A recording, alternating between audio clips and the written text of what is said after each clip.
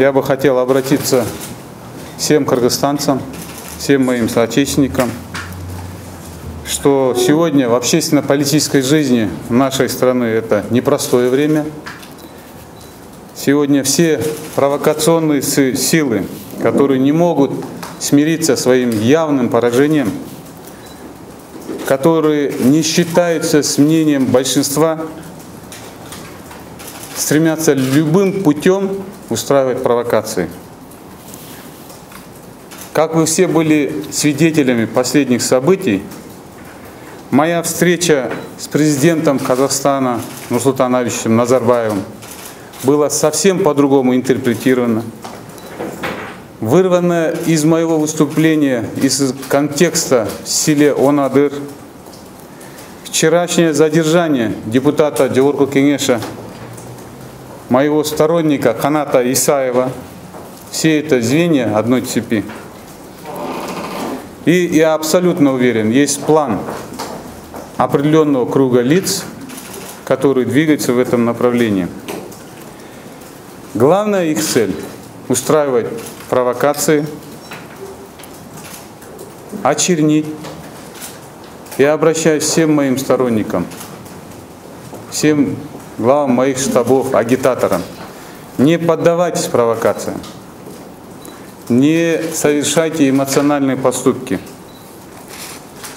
Все видят, что мы побеждаем на этих выборах.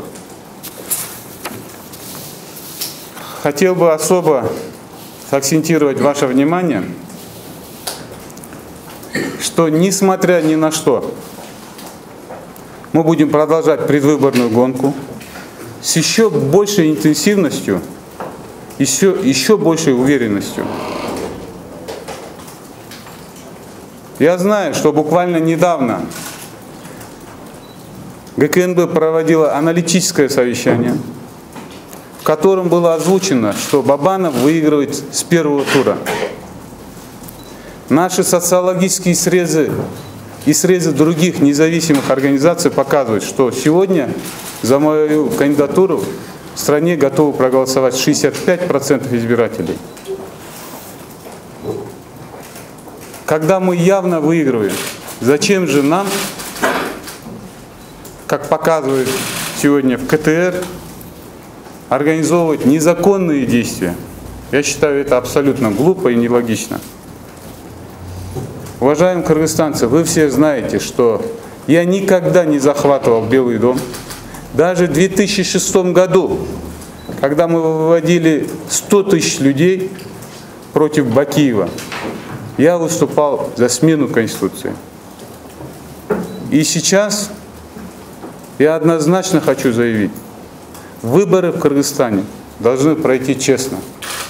Избранный президент Кыргызстана, он должен прийти к власти честным путем, а не за счет переворотов или каких-то еще незаконных действий.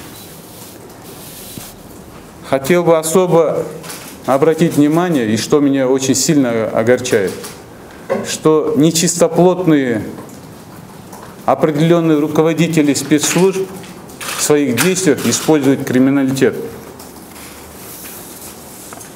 Сегодня весь народ знает, криминалитет за какого кандидата бегает. Наших начальников штабов пугает, наших агитаторов пугает. Этому свидетели все жители Кыргызстана.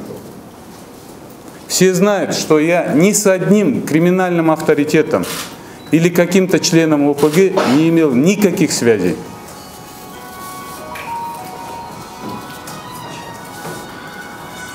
Хочу еще раз заявить, что финансирование моей избирательной кампании проходит открыто и прозрачно. Сегодня все жители Кыргызстана знают, что мы потратили почти 200 миллионов сомов из моего избирательного фонда. Мой избирательный фонд открыто формируется. И я хочу задать другой вопрос. Откуда деньги у другого конкурента? у которого столько же рекламы, столько же билбордов, столько же газет выпускается. Человек, который ни разу не занимался бизнесом. Это вызывает вопрос. По ситуации с Канатом Исаевым, мы считаем, что мы должны обязательно разобраться в данной ситуации. Правоохранительные органы должны подойти беспристрастно. Мы предпримем все усилия, чтобы следствие было прозрачным. Я знаю Каната Кидикановича, что это человек очень принципиальный, человек, который в законах очень хорошо разбирается. И хотел бы все СМИ попросить, чтобы не передергивали факты. Основной упор по Канату Кидикановичу делается о том, что он готовил государственный переворот. Но из всех материалов, которые были представлены в средствах массовой информации, я тоже, другого доступа у меня нет, я не услышал ни единого слова про государственный переворот. Хочу сказать, только суд может установить вину. Мы не должны забывать, что у нас в Кыргызстане есть еще презумпция невиновности. Если бы Канат Кидиканович не поддерживал бы меня, я думаю, у него бы таких проблем не было.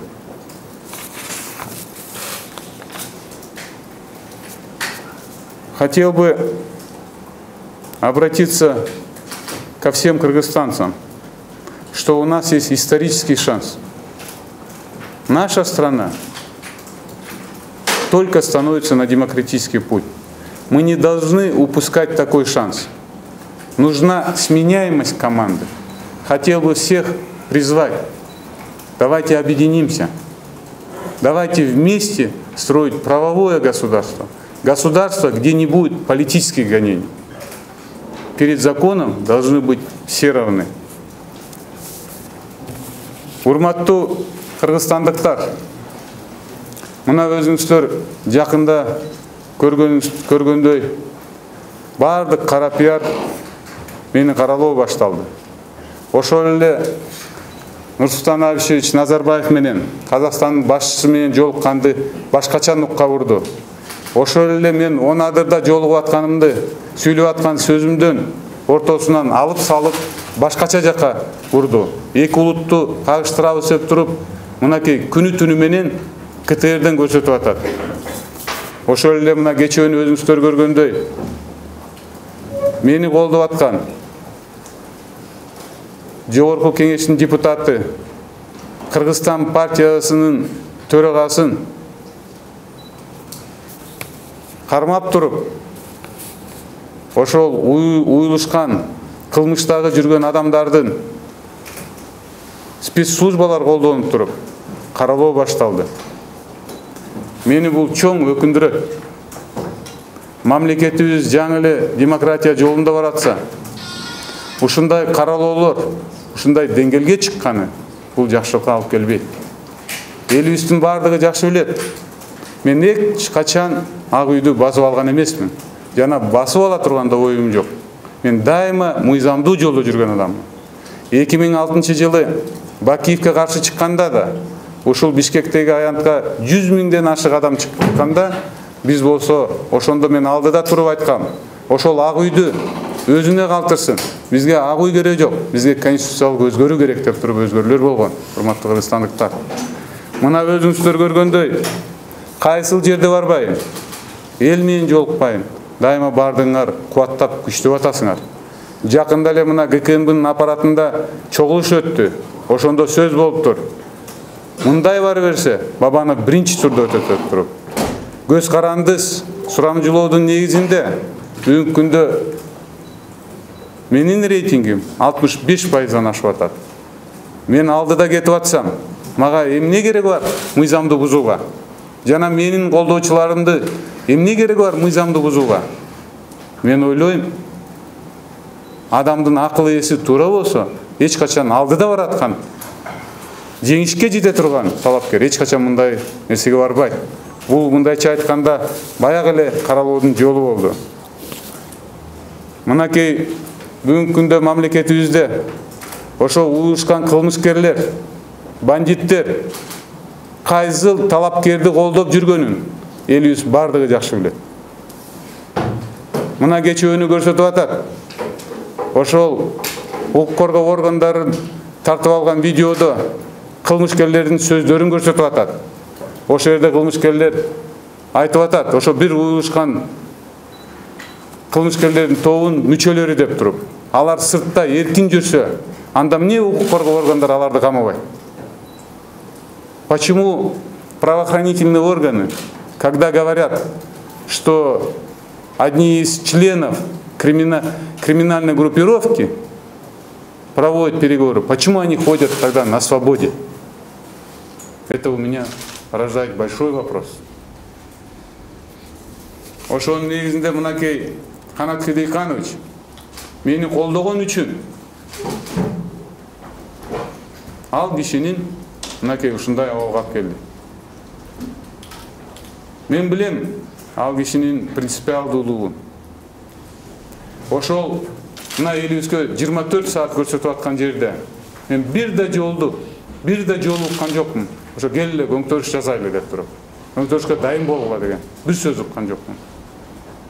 Экинчиден, адамдын күнөөлөрүнүн алдында адамдын күнөөсүн бир гана сот чечет. Бир гана сот чечет. Ошон үчүн жалпыга маалымдуу өкүлдөрдүн баарына кайрылып кетилем. Келгиле, кара пиарды токтотуп туруп,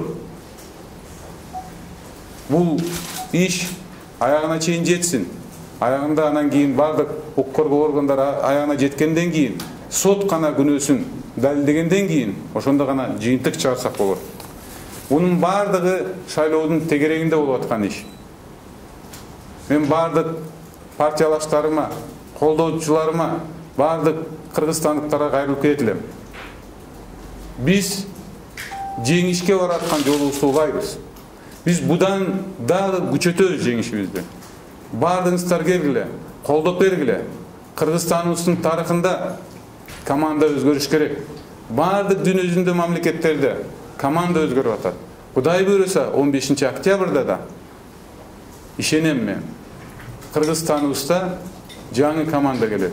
Кудай буйруса 15 октябрда. Кудай кааласа мен жеңип келем. Рахмат. Господа, у нас ровно 20 минут осталось. Радио Марал. Ошо Канат Исаевго байланышкан окуядан кийин, жанагындай чулуу видеолордон кийин сизди Борбор шайлоо комиссиясы шайлоодон четтетип коет деп коркпойсузбу? Анан экинчи тур болот деген дагы божомолдор болуп атат. Кандай карайсыз? Пикириңиз кандай? Эми биринчиден мына элибиз жакшы билет. Бүгүнкү күндө мен жана айтып келатканда айттым, сурамжылоодун негизинде азыр бүгүнкү күндө биз биринчи турда утабыз деп турабыз, Кудай кааласа. Анан кийин чектетүү үчүн далилделген, такталган маалымат керек. Жанагы кечөөн көрүп аткан видео тасмада, кечөөнкү болуп аткан жанагы эки крим авторитет сүйлөшүп аткан жерде көрүп атпайсыңарбы? Суроолунда атайын суроо берип атат. Бабаңызды айтсын, бабаңызды айтсын. Менин кандай тиешим бар айда? Кандай тиешим бар? Канат Хидейкановичти колдоочулар бүгүнкү күндө менде көп. Саясатчылар бар, депутаттар бар, ишкер адамдар бар. Ар бир адам өзгөрүүнү каалап турат. Анан кийин ар бир нерсени жабыштырып коюш, мен айтып кетилем. Бүгүнкү күндө элибизде өзгөрүү болду. Элибиз эч нерсеге ишенбейт. Заноза. Как вы смотрите, здравствуйте. У меня вопрос такой. 27 июля этого года Алмазбек Атамбаев заявлял, что если бы не было Жумбека, он побеждал бы вас. Вы тогда прокомментировали слова президента Атамбаева. Сейчас что-то изменилось в этом отношении? Помните, он на своей последней пресс-конференции говорил, если бы не было Жумбека, то он побежал бы в. Ну, я думаю, Алмаз Шаршенович все-таки сегодня, как глава государства, будет и станет над данной конкурентной борьбой. Все-таки, я думаю, как гарант Конституции и глава государства Алмаз Шаршенович, руководителя спецслужб Абдиля Сегизбаева и других руководителей попросит подойти непредвзято. Непредвзято. Это очень важно, потому что Алмаз Шаршенович всегда заявлял, что в Кыргызстане обратного пути нет. В Кыргызстане демократия должна укорениться. И я верю, что он свои слова сдержит. Но время покажет. Господа, у кого есть еще вопросы? Дарья, 24 ездит. У меня вопрос такой. В процессе своего заявления, да, вы сказали, что готовы оказать всяческую поддержку Канатуса. В чем она будет выражаться? Вы ему предоставите адвокатов, вы будете выступать с какими-то заявлениями дальше, или как вы собираетесь поддержать? Говоря о всяческой поддержке, я говорю о том, что мы не позволим, чтобы это было интерпретировано и предвзято к этому событию отнеслись.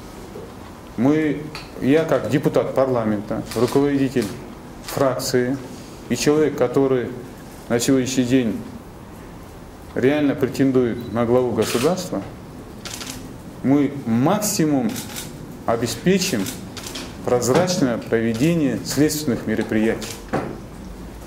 Меня удивляет, по-большому меня оскорбляет то, что спецслужбы используют бандитов в этом деле. В какой правовой государстве используют криминальных людей происхождения? Как можно судить, допустим, по телефонным разговорам? Два криминальных авторитета разговаривают между собой, и, исходя из этого, можно человека там в чем-то обвинять. В чем-то обвинять. Очень важно, мне кажется, сейчас вот в Кыргызстане идет такая предвыборная борьба, впервые в нашей истории, она очень конкурентная борьба идет.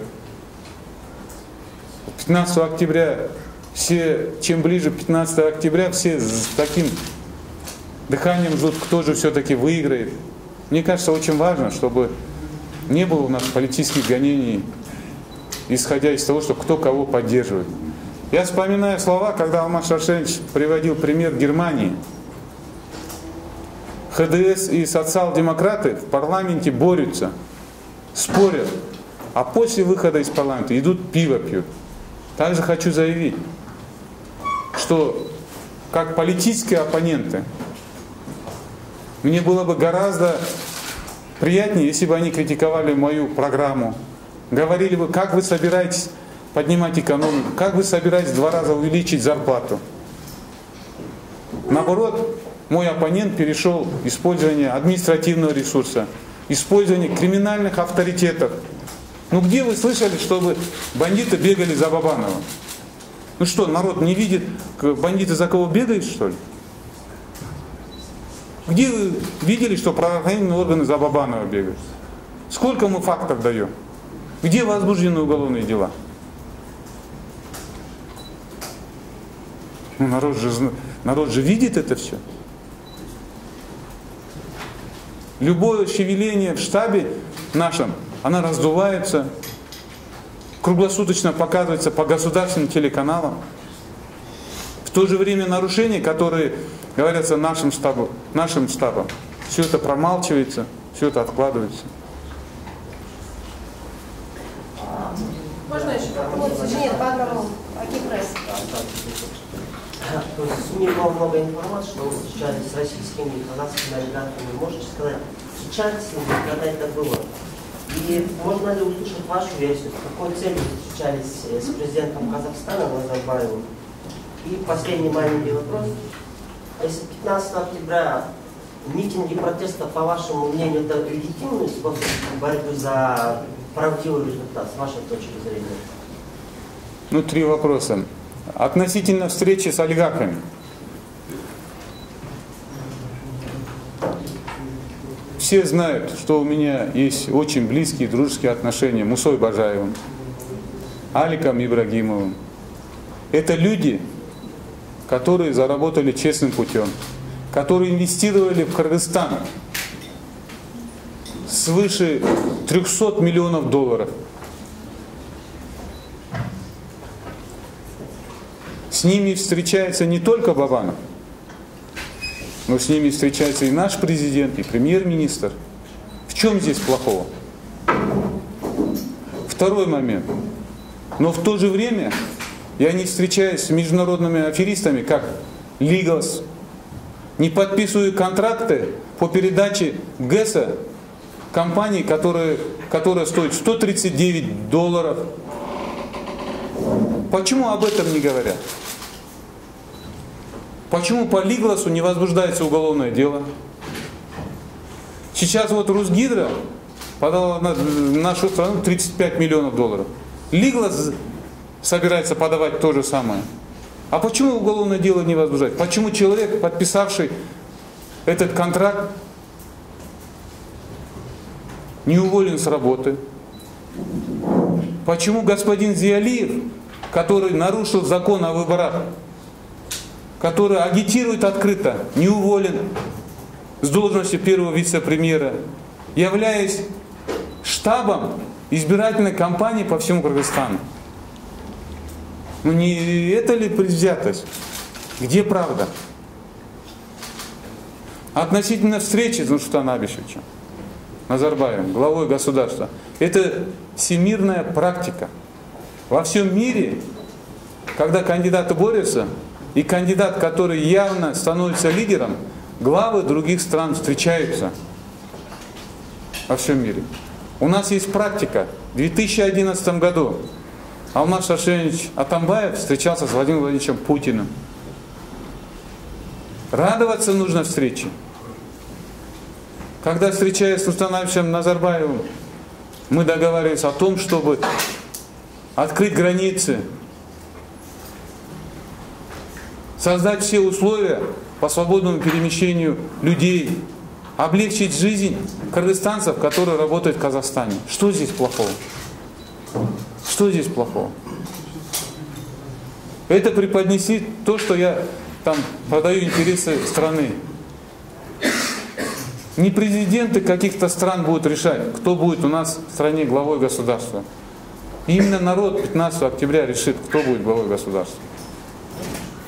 Третий вопрос какой? Митинг 15 октября, митинги протеста, мирные митинги протеста, вы будете считать, что как бы в рамках Конституции? Относительно, я понял, относительно моих призывов 15 октября, чтобы мои наблюдатели, народ, который проголосовал, пришли УИКом и дежурили, чтобы не подтасовывали. Что здесь незаконного? Если они будут свои защищать голоса законным путем.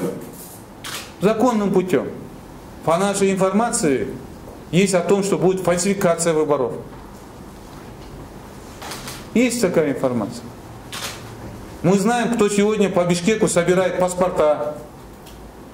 Мы знаем, кто сегодня дает 1000 сом, забирает паспорт. Вы когда придете на избирательный участок, вам дадут еще 2000 сом. Ну не Бабанов же это делает. Сегодня говорят, что олигархи будут раздавать деньги. Сегодня криминалитет, админресурс, раздача денег. Все делается одним только моим оппонентом.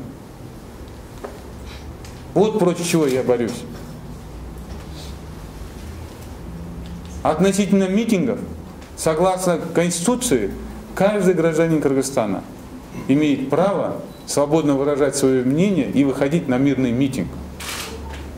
Через этот путь прошел и Алмаз Шаршенович Атамбаев. Мирные митинги, они разрешены во всех странах. Во всех странах. Это выражение воли народа. И о новости. Юлия Прохорова, пожалуйста, по одному вопросу, господа. Юлия Прохорова, РИА Новости. Скажите, пожалуйста, а вот мы видели видео, да, которое каким-то образом появилось в соцсетях, и там фигурировали большие суммы денег. Вы не пытались как-то, может быть, выяснить, за что же все-таки были, кому были переданы эти деньги? Вот сама вот сюжет, не проводили какое-то внутреннее расследование? Не, относительно видео, где идет передача денег, я хочу однозначно заявить.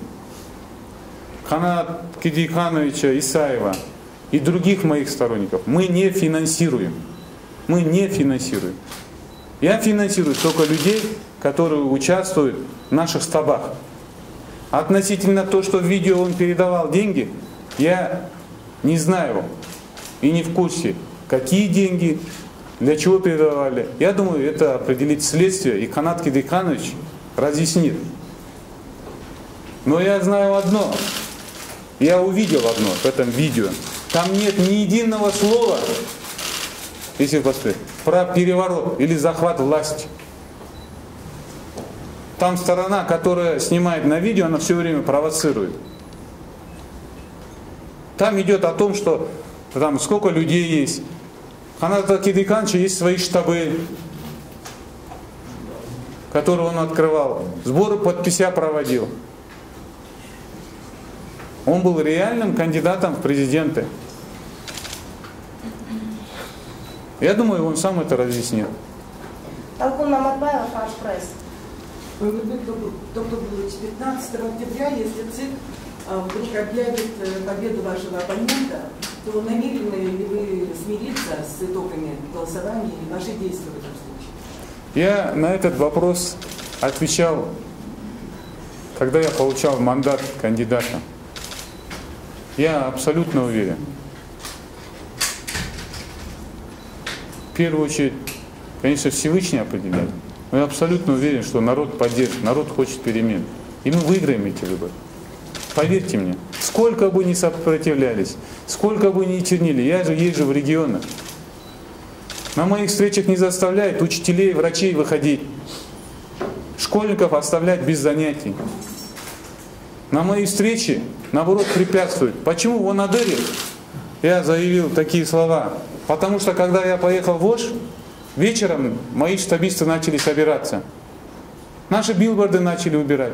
Место, которое мы получили разрешение поставить сцену для встречи, отменили. Ночью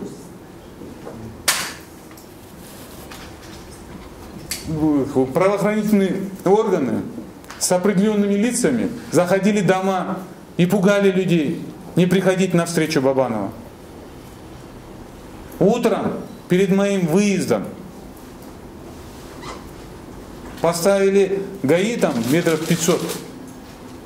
Все, кто идет, всех разворачивали. До последней минуты не давали встречаться с людьми. Исходя из этого, и было мое обращение, что нельзя ничего бояться. Не бойтесь административного ресурса, не бойтесь бандитов, не бойтесь тех людей, которые, надев погоны, превратились в бандитов. Поэтому я сказал, чем жить на коленях, лучше умереть стоя. Весь народ Кыргызстана знает, что я не могу быть по существу националистом.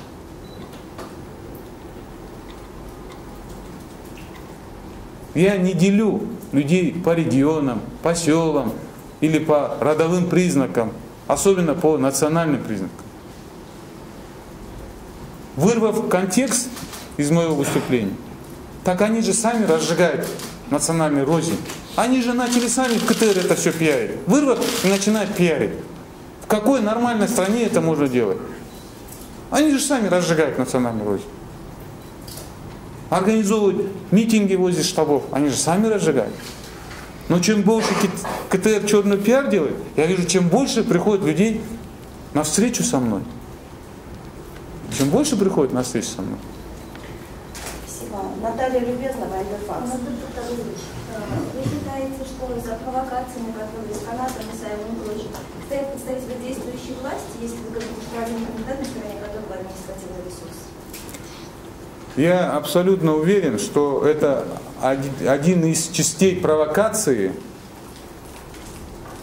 правоохранительных органов в пользу одного кандидата. В пользу одного кандидата. Относительно того, что с Канат Кидикановичем по обвинению в статье государственный переворот, я не увидел ни в одном слове о том, что он об этом говорил. Я не увидел по тем видео, которые я вижу. Но вы же видите о том, что два криминальных авторитета, один сидит в тюрьме, другой на свободе. Как они свободно разговаривают и как из слов вытягивают. Потом два на телефонах, двое сидят, по телефону еще разговаривают. И слов вытягивают, что Бабанов. Я хочу сказать, что вот эта вот видеосъемка, которая была, я вчера разбирался, видеосъемка была. У Канат Кедиканча свой офис есть, свой штаб есть. Я просто знаю его как человека очень принципиального. И одно вот, ну давайте честно скажем, если бы он меня бы не поддерживал, наверное, этого с ним не было бы. Согласитесь? То есть вы не можете сказать, что это действующая власть, которая работает против опасности? Не, конечно, я могу сказать. А кто? Правоохранительный орган это что? Не действующая власть? Правоохранительный орган это и есть действующая власть? Я считаю, сейчас знаете, что происходит? Я считаю, именно специально делаются такие провокации, и они наверняка представлены президенту Алмазу Шаршеновичу Атамбаеву для того, чтобы убедить его, что Бабанов готовит государственный переворот. Я абсолютно хочу с большой уверенностью сказать и заверить всех, я никогда не делал перевороты и не собираюсь их делать. Они хотят меня столкнуть с Алмазом Шаршеновичем Атамбаевым. Вот эту цель они ставят. Сегодня именно в избирательной кампании. Если я лидирую, зачем же мне заниматься вот этими переворотами или незаконными действиями? Я хочу эти выборы выиграть законным путем. Именно законным путем. Представьте, пожалуйста. Екінші нұрмат азаттық радиосы. Сіз қазір процессуальный мәселесі бойынша сот чекіп қояды деп айтып отпайсыз ба? Соттың өзіне ішінесіз бе сіз соттың ақиқат техник қалаларын? Эми болсо Кыргызстандын соты да аман эсен болсун да. Кыргызстандын соты да аман эсен болсун да. Ошон үчүн мен болсо программамда айтып атпаймынбы, биздин жол ошо сот реформасы депчи. Бирок эми адам башка ичсе жок экен да. Ким чечиш керек анда? Сот чечиш керек. Анан бизде конституцияда презумпция невиновности бар да. Адамдын күнөөлүү же күнөөлүү эмес, ал сот гана жооп бере алат. Анан будан тышкары дагы эл бар. Эл да өзүнүн баасын берет. Саясий куугундукпу? Же чын эле күнөөсү барбы деп туруп. Чын эле күнөөсү барбы деп туруп. Эми баардыгын далилдениш керек да. Канат Кедиканович ал жөн эле адам эмес да. Ал болсо депутаттын жогорку кеңештин 2 жолу депутаты, Кыргызстан партиясынын лидери. Ал болсо ошол сүйлөшүүлөрдүн негизинде бандиттердин сүйлөшүүсүн даңазалап мамлекеттик телеканалдардан көрсөтүп атса, бандиттер менен жолукту деп туруп. Мен билбейм ал кимдер менен жолукканын. Алар бандит болсо эмнеге түрмөдө эмес алар? Эмнеге түрмөдө эмес? Мына криминалдык топтун мүчөлөрү менен дейт. Мен үчүн бул чоң суроо. Укук коргоо органдары билсе алардын мүчөлөрүн. Анда камабай аларды. Камабай аларды. Жанагы берилип аткан акча тыйын жөнүндө мен айтып кетким келет. Мен баардыгын ачык айкын эле каржылайм. Канат Исаевди жана башка саясий менин колдоочуларым көп. Эч кимди мен каржылабайм. Эч кимди каржылабайм. Ал жанагы кимге эмне акча берип атканын мен ойлойм Канат Кедиканович өзү аныктап, өзү айтып берет аны. Бирок мамлекеттик өңтөрүш жасоо боюнча мен анда бир сөз уккан жокмун. Пока у нас время осталось только на один вопрос, последний. Вот, пожалуйста, представьте, пожалуйста, клиника газетасы айылдагы Алмаз Шаршеновичти жанагы нерселер кайламга сүрүп аткан кимдер кайсы күчтөр деп ойлойсуз, кимдер болушу? Алмаз Шаршеновичти Алмаз Сәрсеновичти мындай ар кандай кадамга түртүп аткан бул укук коргоо органдарында иштеп аткан кызматкерлер, саясий күрөштөгү казыр аралашып жүргөн жетекчилер, анан кийин мен ойлойм бир топ адамдар бүгүнкү күндө ошол эле жеп аткан акырынан кеткиси келбеген ошолорда дагы ошо каралооду башталды да. Бул жерде мындайча айтканда чоң акча да аралашып атат да. Бул кара пиарда чоң акча да аралашып атат. Жанагы крим авторитеттер да аралашып атат. Жана укук коргоо органдарында иштеп аткан кээ бир жетекчилер да аралашып атат. Тилекке каршы мамлекетибизде ушундай болуп атат. Бирок мен ойлойм, ушул шайлоодун ушундай күрөшкө алып келип жетишкенин эң бир себепкер бул болсо мынакей Алмаз Сәрсенович Атамбаев болуп атат. Ал айтты, шайлоого шарт түзүп берем деп туруп. Жогорку оондун борбордук трибунасынан да айтты. Мен ишенем, 15 октябрда Кудай буйруса, мамлекетибизде өзгөрүү болот. Өзгөрүү сөзсүз болот. Канча кыйынчылык болбосун, канча тоскоолдуулук болбосун, элибиздин жолу ачылат Кудай буйруса. Элибиздин жолу ачылат. Мен ойлойм, бир да кыргызстандык каалабайт болуш керек. Ушундай криминальный авторитеттер көчөдө жүрүп алып туруп, саясатчыларга мындай видео тагынып алып туруп жастырганын. Бир да кыргызстандык каалабайт болсо керек. Ушу көз карашым башка болуп калды, тигини сындап койдум деп туруп, аны камап атканын да каалабайт болсо керек. Бир да кыргызстандык каалабайт болсо керек. Ушундай мамлекеттик телеканал далилделбеген, аныкталбаган, күнөөсү мындайча сот аркылуу коюлбаганды мындайдан каралап, ар бир контексттен сөздү жылып алып, бир улут менен бир улутту кагыштырып барганы. Бир да кыргызстандык каалабайт болсо керек. Эң бирден бир биздин Кыргызстаныбызга бүгүнкү күндө тынчтык керек, биримдик керек. Анан кийин өзгөрүү болот, Кудай буйруса. Бул шайлоодо канчалык мындай ушу эски менен жаңы күрөшүп атат, бизди ар бир жактан тиштеп талап атат. Бирок биз иштеген сайын мен кайрылып кетилем, биз дагы 10 эсе күчөп иштешибиз керек. Мен болсо эл менен да жолугум, штабтардын да ишин мындан кийин дагы күчөтөбүз. Рахмат анда. Чоң рахмат.